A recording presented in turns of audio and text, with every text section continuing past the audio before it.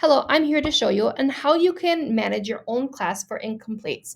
As you know, students cannot do work in the archived area. They can only access information. So I'm going to show you the easiest and fastest way to do this. We tested out last year or last semester with a few students and it worked out wonderfully. So right here is my makeup course work. This is my class that I made for those students last year. I'm going to show you how to do that.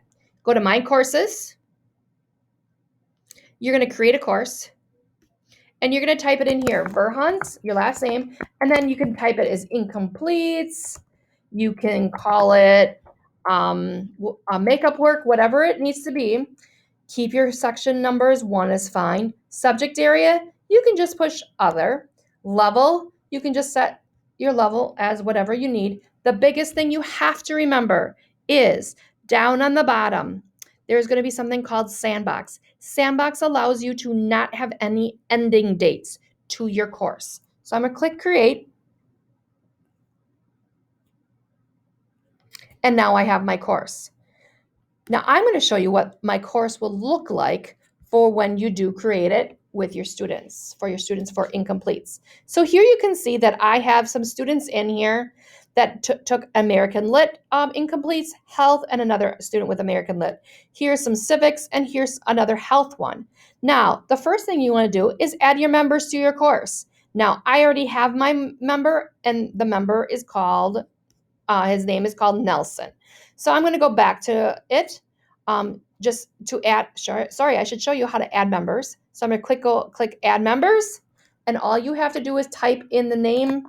Let's say I have Randy. I search for Randy, and there's 2 Randys. Let's see. I could search Andrew, and you can see that here are all the Andrews, and you can select which one you want. Okay, so then I already have my Nelson in here.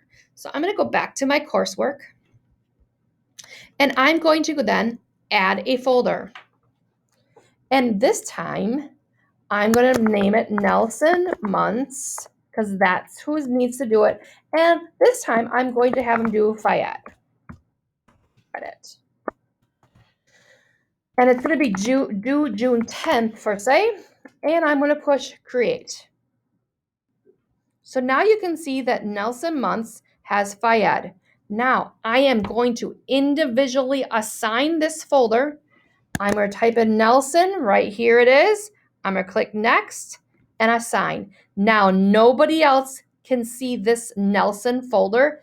Everybody else can only, when you assign it individually, can only see their own folder. So that's what's nice about it. So this one is also assigned for Nelson. This one, nobody's in it, so I'm going to unpublish it. This one, nobody's in, so I'm going to unpublish it. And I can tell that nobody's in this one either because of that symbol, so I'm going to unpublish it. That kind of helps me understand that those are nobody's in them. So now I'm going to go to Nelson's folder, and I'm going to be like, oh, there's nothing in it. I need to add some information in it. Now, you know that you've been very organized and organizing your things to put into resources. So I'm going to go into Import from Resources. I can click my personal, but also you can go to your group. I'm going to go to my group of credit recovery, and this time I'm going to go to Health. And this time, I think I am going to say this person has to do this one, and Nelson has to do that one. I'm going to click Import. Is this what I want? Yup, that's all what I want.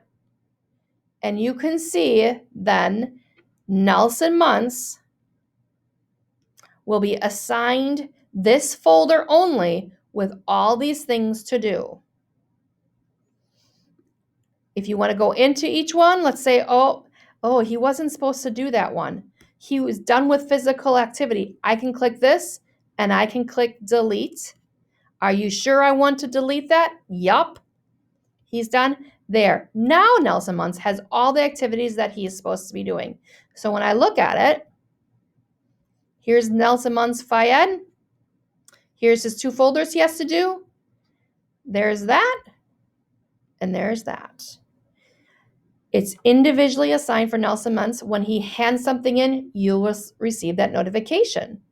If you have any questions on how to do this, please let me know. We are here to help you. We know that this is many steps, but it is probably the easiest if you want to use Schoology for makeup work. Thank you very much.